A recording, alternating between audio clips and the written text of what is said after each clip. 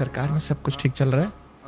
हाँ देखो, सरकार आज जो हमारी सरकार है, जो पिछले कांग्रेस के कार्यकाल थे, आपने देखा होगा क्या किया इन्होंने। जिस छत्तीसगढ़ को डॉक्टर रमन सिंह जी ने दौड़ता हुआ छत्तीसगढ़ बनाया था, उभरता हुआ छत्तीसगढ़ बनाया था, पूरे भारत में एक अलग पहचान छत्तीसगढ़ की बनाई थी, उस छत्तीसगढ़ को 2018 से 2023 तक कांग्रेस ने डूबता हुआ छत्तीसगढ़ बनाया, अपराध का गढ़ छत्तीसगढ़ बनाया, नशे का गढ़ छत्तीसगढ़ बनाया। आपने बात तो सही कही, लेकिन आपने कहा कि शराब को लेकर के, अपराध को लेकर के, तो पहले अपन बात करते हैं शराब को।